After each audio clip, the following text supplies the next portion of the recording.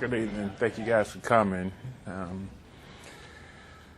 It's sort of disappointing, again, having an opportunity to win a game and not being quite good enough to win the game.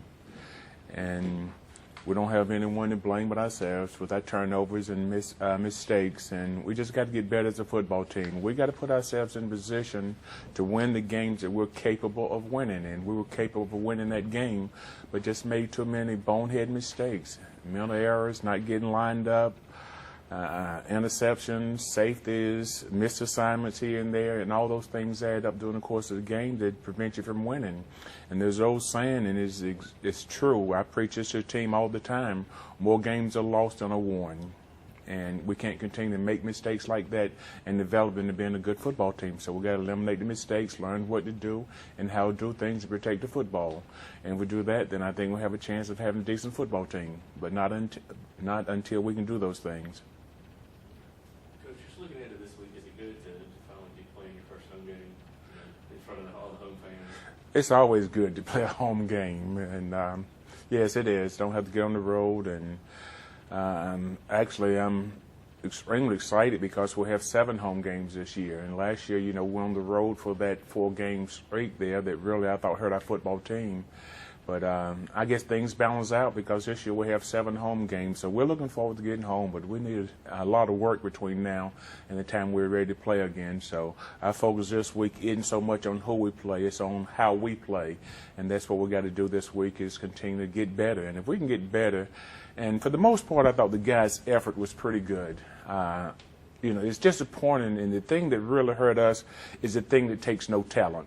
And that's what hurts you as a football coach, because it doesn't take any talent to get lined up. It doesn't take any talent to know what to do. It doesn't take any talent to communicate. And those are things that's hurting us right now. We're not doing the things that take no talent to do. And I tell the guys all the time, everybody can play hard. It doesn't take any talent to give all that effort. So those are things that we got to get fixed. It's not as much as a playing as it is lack of communication, alignments, assignments, and all that. Now, the execution will come once we can get those things fixed. But we've got to be able to communicate. We've got to be able to line up, and we've got to be able to understand assignments and alignments. Just having Kendall back is not going to make us better. Everybody's got to get better. Everybody. Me, coaching staff, everybody's got to do a better job than what we did Saturday. Coach, speak about the defense. Gave up a lot of yards. Disappointing. With 10 guys coming back as starters, and we thought we had a good scheme going in, and to give up 436 yards was totally disappointing, and I thought we would be a little bit better than that, and we've got to get better than that.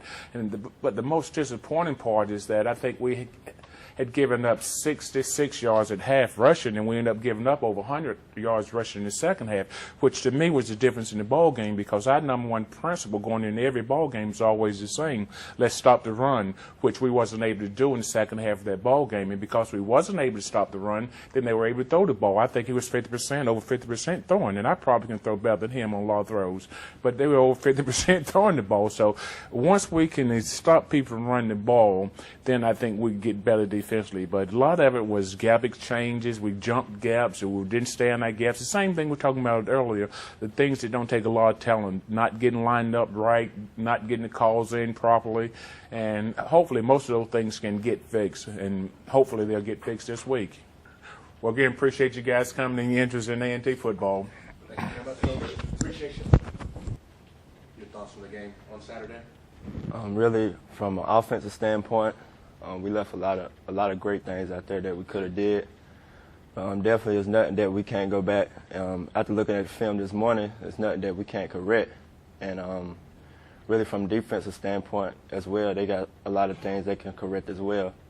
And also special teams as well. Me myself, muffing the first kick return, that's just unacceptable. But we definitely gonna get that corrected.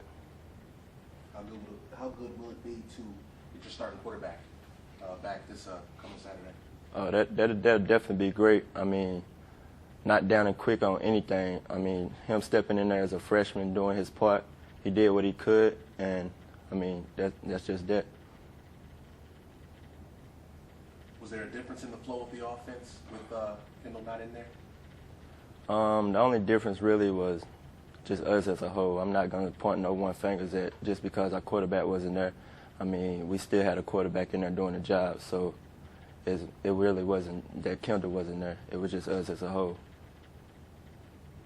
Excitement for first home game of the season, being in front of the Aggie Pride? Yes, most definitely we're excited.